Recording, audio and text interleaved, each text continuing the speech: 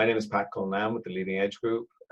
Leading Edge Group has been supporting OnPost over the last number of years in creating a sustainable culture of continuous improvement.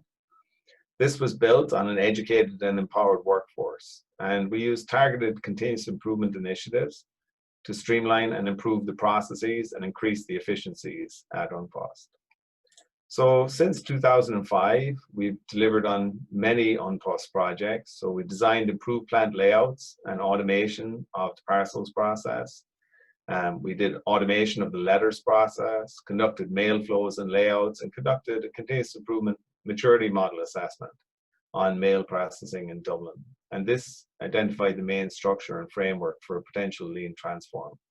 So this gives you an example of some of the long-term trusted partner approach we take with all of our clients. Over the last 2 years, I've had the pleasure of working with OnPost and program managing some of the following initiatives with a fantastic team. One or two of whom I see are on the call today. So lean in the back office functions with team member Brian Cody, efficiency in the mail centers, 5S in HR, lean greenbelt training. We supported the development of the OnPost way, which David will talk to you about. And we supported the rollout of lean, starting with the peak 2019 operational plan, which included a yard management process, production and delivery planning process, bringing lean into the parcels piece of the business, and deploying 5S visual management and daily management. So hopefully you can see my screen now. So I'll just start sharing, share screen, and give you a quick overview, a couple of quick slides. I won't take too long, because the main event will be David Murray from OnPost coming up now. So just a little bit of background on the Leading Edge Group. So we've supported some of the largest transforms in Ireland, and you can see an example there, what I was saying, of the typical, the length of time that we're involved with companies. So we like to develop that trusted partner approach so that we can help companies solve their business problems. And we're still working with most of our clients. Our typical engagement is about 100 to 500 days. So we've been working with OnPost since 2005. The particular challenge that David will be talking to you about today was the increase in parcel volumes. So this was targeted last year ahead of COVID for the Christmas period. So peak challenge every Christmas comes with significant volumes were forecasted for 2019, 2020. And so we looked at this in four ways. We said the first thing we do is do value stream mapping. So we reviewed the entire delivery network across the country, including the parcel sorting centers, the trucks, and the delivery service units countrywide. Then we looked at the capacity and demand model. So reviewing all the available capacity across the network, both locally and including transport, and overlaid this with the predicted demand and identified the bottlenecks requiring action. Thirdly, we put together with OnPost a comprehensive KPI and performance improvement model, so ensure that the KPIs used would inform the business and that the performance improvements were aligned with those targets. And then lastly, put in a multi-level cross-functional review process, implementing a weekly cadence of project reviews and readiness analysis several months before peak arrived. So a stitch in time, as they say, was the approach. So how do we approach the project? So at Leading Edge, we have a project approach used, which was based on our Lean Transform program methodology. And we talked about, we would base it on the organization strategy and vision, and then focus on the governance, make it happen, capability, tools, and measure. And David will talk about how that was deployed at OnPost, because you can't just copy and paste the same approach for every client. You know, different problems require different approaches, but these 5 pillars are something that have to be done in any major improvement program that you're working on. So we supported the OnPost project in the following ways. The first thing we did was we defined the big picture. So looking at the 2019 business plan in terms of what were the target sectors, what was the growth, which customer groups, And then secondly, commence the 2019 peak plan early. So this involved engaging with the key customers of Unpost, defining the volumes they were expecting, including the size of the package. As you all know, packets can be large or small, depending on what you're ordering. We conducted different scenario modeling based on the target volume growth forecast and determined the best operational model. And this had to allow for all of those packets and parcels fitting in the back of the van that's delivering to you, or being processed through the your local delivery service unit. Once we had that done, we worked with Unpost to get the basics in place. So introducing demand planning capability across the organization, implemented a KPI dashboard and appropriate management review process, and then worked to fine-tune and activate several enhancements to drive increased efficiencies. So this meant starting early, and I'm a big advocate of that. So start almost a little early and try and pilot out the solutions rather than assuming you have the perfect solution in theory and then hoping it'll work in practice. Get it out there, start using it, and refine it. So when the pressure comes on, you're able to succeed. So with Unpost, we agreed an operational peak plan, which was focused on high customer service performance. So that was getting you your package or parcel when you were supposed to be there. Looking at the demand and capacity alignment, including the resourcing requirements needed for that. Working on the end-to-end flow coordination, because we have to, Unpost, as they're getting the product out across the network, have to bring empty cages and boxes back, and that's a key component, very simple thing, but a very key component to the whole process. And then lastly, develop some visual KPI-based management process. And this was based on the plan, do, check, act approach. So our plan, do, check, adjust approach. So, which many of you will be familiar with, whereby you're looking at how are we performing on our KPIs? What are we going to do to improve that? We try that out, see did it impact the KPIs the way we wanted. If not, we act again, say what's the next one step that we're going to take. And from a project management point of view, what type of supports do we offer on Unpost? And what would we typically offer a client in a transform program? So first off, weekly program management and RAG status based on our cloud-based application, CitricCube. Second of all, issues were escalated as they arose, so no surprises was a key component, and making sure that they're escalated early enough to be addressed. Thirdly, monthly reporting on consultant usage and time expended, so there was complete transparency and no surprises. And then facilitated the change through doing. So not PowerPointing, or you can't PowerPoint your way through that kind of an increase in business. You have to actually go and do something. And so that was the key thing that we did, was working with the Unpost staff to change the way of doing the operations and coaching and mentoring with them, along with their appointed lean coordinators under Dave Murray's group. Then we would have progress meetings with our engagement partner, David Murray, and other senior executives at Unpost. And we had work stream leads appointed that would manage the different components of the program. No one person can pull this off. It's a huge team effort. And so from our point of view, we would have work stream leads appointed, and David's point of view, he would have had partners on the Unpost side that would work directly with them. So there's just a quick screenshot of CitricCube, our online web-based system for tracking project return and project status. And without further ado, what I will do is I will hand you over to David Murray and let him talk to you about the challenges and successes they had at Unpost. So I'll stop sharing there now, David.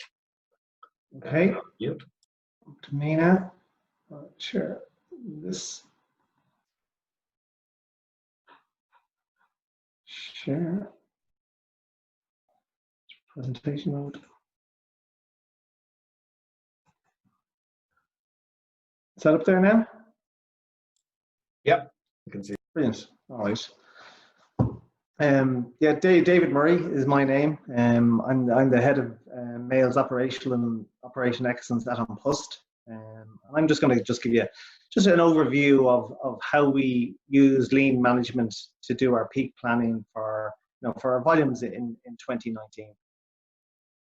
I suppose on Post, we're a business. We're transitioning from being a traditional letter business that carries parcels to a parcel business that carries letters, and it comes with huge challenges. The product is a lot bigger, a lot bulkier, and it really puts strain on our infrastructure.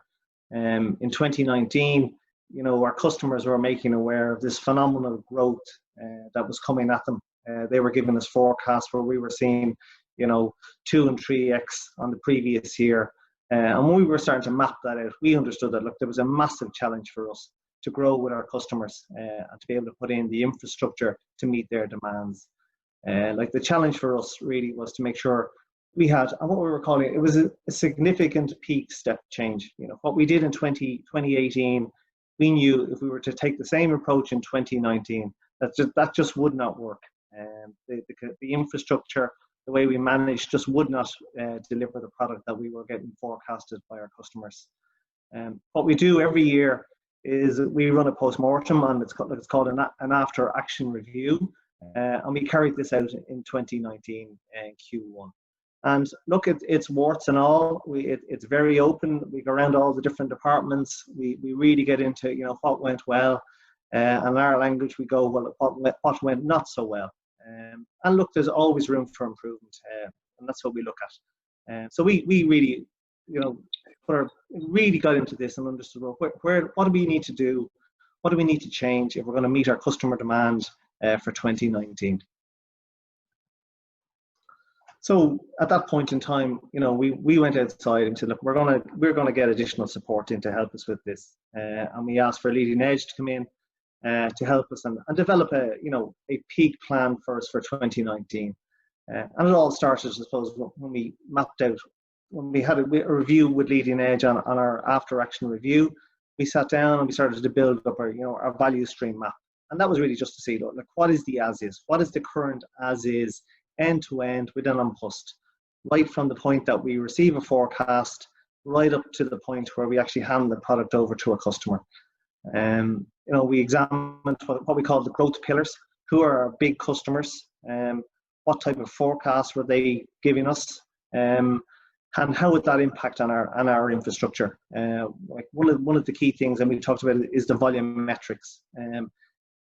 At Christmas time, the volumetrics changed dramatically within the business, where people tend to buy larger, bulkier Christmas presents. So you're talking the bikes, you're talking the accordions, the pianos, the big toys, and they really do stretch our infrastructure. We mapped out what are all our critical constraints in terms of floor space, vans, buildings, people, transport networks, loading bays, right the way through. And that was all done through Gemba walks, understanding what our current capacity is and how does that meet our future demand. We also went through very much in detail how we delivered in 2018 and where the gaps were, what the model was, and really got a good understanding of that. And a lot of effort went into understanding, where we were in terms of our delivery performance, what was the new standard that our customers were expecting from us, and how are we going to achieve that. I suppose one of the critical tools that we used was, we did a national value stream map, and that was a complete end-to-end process. And what it did, it fully gave us that ability to understand where all the constraints were, where all the potential bottlenecks were. And we went down to all the detail in terms of understanding the cycle time, the takt time for each of the operations, the travel time between buildings, the full operational capacity of each of our processing centres. And plus had 120 delivery service units nationally, and we also have 6 processing centres. So it was to fully understand the whole fleet of vehicles, the fleet of vans, how everything marries up, and how we match all of that. And we really got into understanding, what is the current state, and identifying what do we need to do when we map out what the future state is going to look like. And that was what it was. It was taking our as is current state process map and developing our future state process map. I suppose a significant change that we made for 2019 is we deployed an automated parcel sorting machine in the DPH. And like, this is really sort of the heart of the operation. And what critical here was to make sure that the inflows into this operation were balanced, and also the outflows as well. And to make sure that, you know, we weren't impacting on the capability and the capacity of the equipment, that we had everything aligned. People think that's simple. It's actually quite difficult to do, to marry everything up. You know, you're talking high volume product here, to manage all the trucks arriving sequenced, you know, to get them offloaded, to get the product through the machine, to get them off again, keep it in FIFO, keep it in sequence, and get it back onto the trucks and away and get it delivered. It took a huge amount of work, and I suppose Leading Edge were fundamental in developing that plan with us.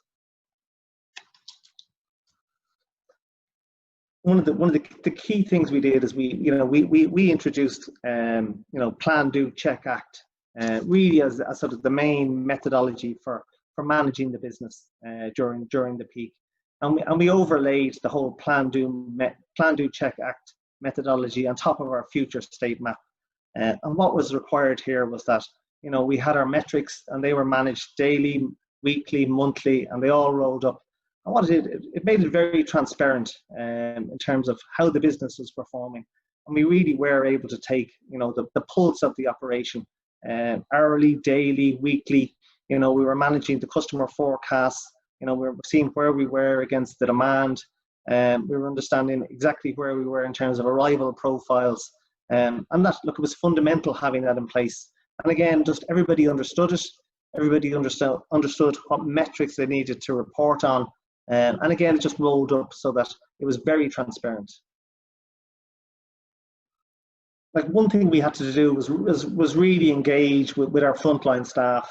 And you know, Leading Edge helped us develop what we call the On Post Way. This is used by a lot of companies. The Toyota Way model would be one that we're all familiar with. You know, we developed what this program was going to be. We started with our own executive team. We took them through it. We took our unions through it as well, who very much bought into the program as well. We then took our frontline management through it, and then we took our own operators through it, really to explain to them what it all was about. And it's about these 5 pillars. It's the 5 pillars of operational excellence. You're talking about governance, you know, making sure that we had the right structures in place, making sure that we had the right sponsorship in place, and that everybody understood what it was and bought into it. A lot of effort went into making sure that the correct capability was there in terms of training. We've had Six Sigma training previously within On Post, and we built upon that. And we had the staff there that, you know, they understood it, and we were able to bring them up to speed quite quickly.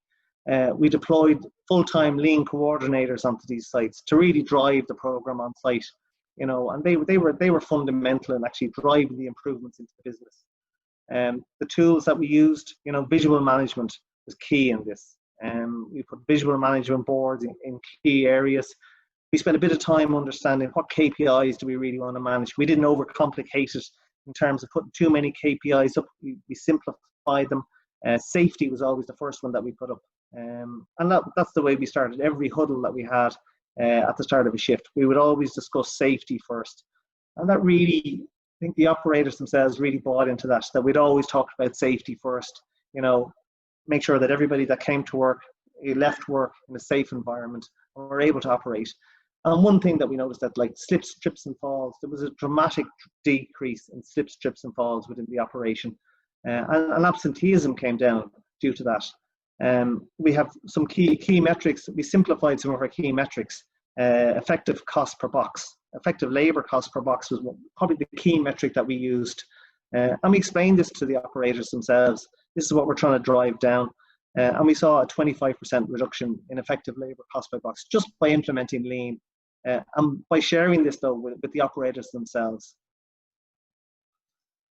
We had these, as I said, we have these daily huddles at the start of each shift. And people would make an effort to be there on time to get a good place at this. And what we were doing is we were really engaging the frontline management had now had the opportunity to really engage with the staff. And you could see this spirit and the culture change completely when the staff themselves felt that they had an opportunity to give feedback. And there was discussions on how we performed the previous day. We would talk through who the big customers were coming in that day, where they were in terms of volumes. It was an open forum, very much where people could, they could express their ideas. They could express if there was an opportunity for improvement. They were always taken on board. The lean coordinators would always be part of these huddles.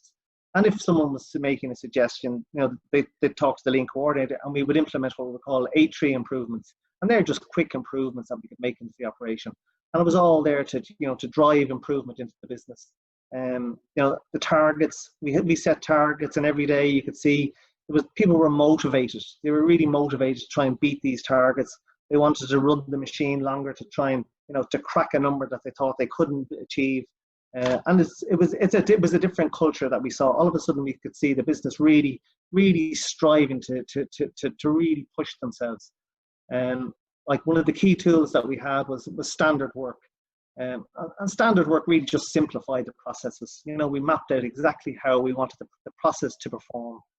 We trained up everybody up on that. We trained our frontline management, that they could take a visual look at it to make sure that their operation was being followed.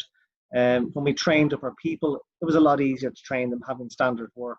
And when we wanted to ramp up the operation as well and scale it up, the tools were in place there that we could bring people in, get them trained up very quickly, and we could manage it very easily as well. Standard work was applied right from end to end. So when you're talking about taking the forecast, how we plan the trucks coming off, from the ferries to how we schedule them through, sequence them through the operation, offloaded them, all done through standard work. We even got it down to how we even dealt with the waste product and taking it away from the operation. There was standard work put in for all of those operations. And I suppose this was the big challenge, and it's what we call managing the twin peaks. Christmas peak 2019. It was a very successful peak for An Post. In terms of volumes, it was record volumes. Our quality of service improved dramatically, and customers were really, really, really happy with our performance. The way it normally works is that we get through Christmas, we get out of Christmas, we take a breath, and then there's a small hangover when we get to when the sales kick in, and that runs through January. This year, all of a sudden, the COVID kicked in, and we were asked to go again. And the systems and the mechanisms that we put in place for the Christmas peak, they all just kicked back in again. And the volumes have come dramatically at us now since week 12. And as COVID was in place and people were locked down, and people really have embraced this online shopping. The volumes have just dramatically increased, and it has stretched our operation dramatically. In terms of our infrastructure, we're trying to understand where is this new base now, because we would normally be well into planning now for the peak that's coming at us this year. But we're now trying to understand how much of this new base is going to remain, how much of, how far has online shopping remained with us, and what we plan on now for the coming peak. And we also need to be cognizant that we're trying to manage all of this with social distancing in place. So capacity also in terms of space has been reduced. But it's a huge challenge, and it's one that we're really looking forward to as well. So really, that's it. So thank you very much. I hope that just gives you a good overview of how we went about it. Look, lean has been a real benefit to An Post. It has definitely changed the culture within the operation, and changed the way we tackle each peak.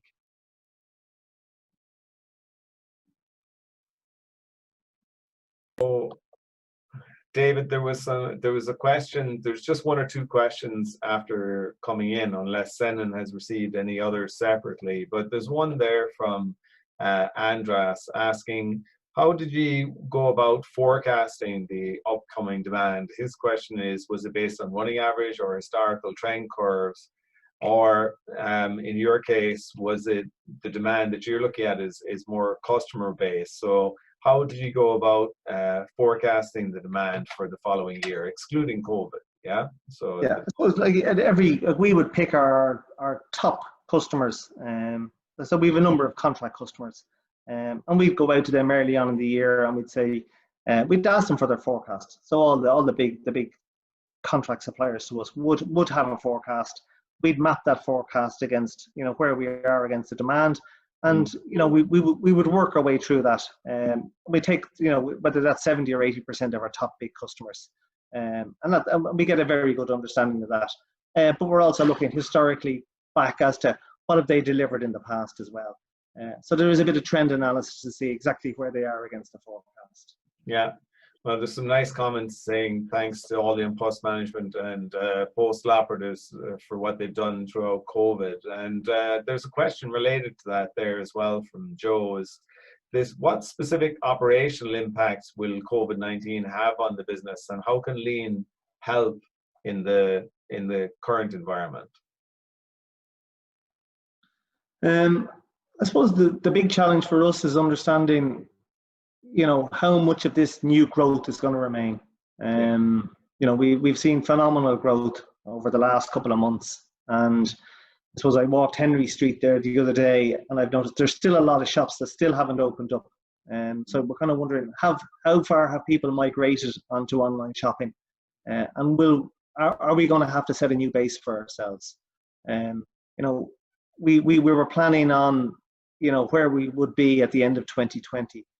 Our understanding now is we may have jumped to 2022 forecasts. Yeah, that they're the type of volumes we're trying to deal with now. So now we're trying to manage, we're trying to do 2022 volumes with 2020 infrastructure, right? So we're now trying to ramp that up and we're playing catch up at the moment. How do we put the infrastructure in place now? The challenge is to meet this new demand and to understand what this new base is going to be. But the lean is there now. The lean is there, and the mechanisms are there now. We have those in place, so it's building on those as well. Yeah, and I think you've done a fantastic job of leveraging what you put in place for the peak with the KPIs, the measures, the plan, do, check, act, daily, weekly, monthly management system, along with the capacity that you released by getting people engaged, even outside of like buying machines and equipment.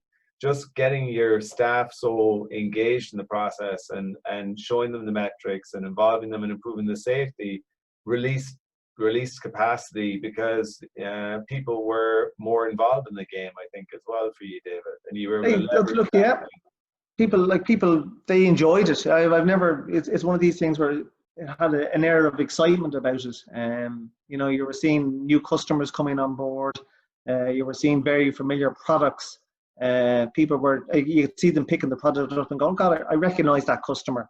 They kind of, you could see the speed at which the operation was working at. There was a great pace to it. And I think when you see an operation run, and just even by the sound of it, the sound of product is going on and off at trucks, you knew that the operation was humming at the time. Yeah.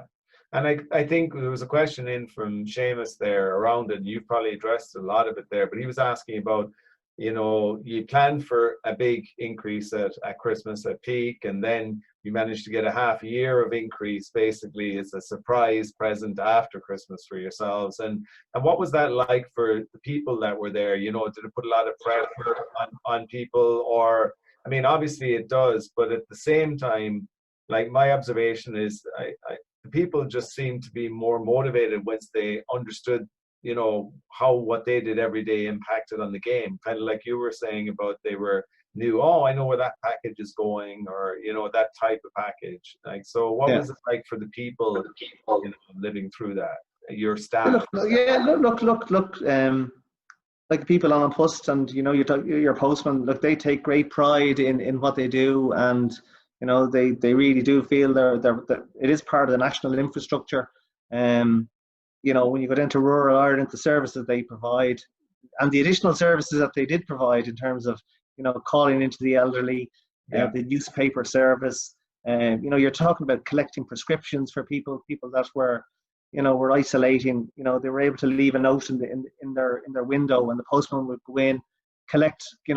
They'd be given a note, they go down and they were doing groceries. So it was all the additional, add-ons that they were doing and helping out. And they did. They bought into it. It was taxing. It was taxing in terms of, the hours that we have to do. It's tiring. There was overtime required to do this, and people were working extra hours to do this. And that is the challenge. People became tired. Usually we get through the Christmas, you get a breath. You come home and we plan again. But now we were asked to go again. That was it. That's the challenge. So, and it's going to be tough because we don't know where the new volumes are going to be, and now we're going to go into the next peak. So that is the challenge, and it's to keep the workforce, engaged and motivated, and that is the big challenge. And maybe we'll wrap up with that question. Last question in from Stephen, which was like, how do you sustain that great momentum achieved now, and while taking care of the people at the same time? How do you look to sustain that going into the next Christmas, let's say, and Black Friday period as you're planning for it? Yeah, look. One of the key things we're doing is we're putting in another parcel automated machine. So look, again, that will reduce the handling of the product. We're going to add additional vans in. Like, we are trying to get postal operatives off bicycles, because that's the wrong mechanism now for carrying the product. So we need to get additional vans in. Again, we're constantly looking at our buildings. We're constantly looking at how we handle the product, and it's just constantly looking at the infrastructure. How do we change the infrastructure? How do we even change working arrangements within the operation as well? How do we look at Saturdays? How do we manage? How do we put additional capacity in to meet the demand?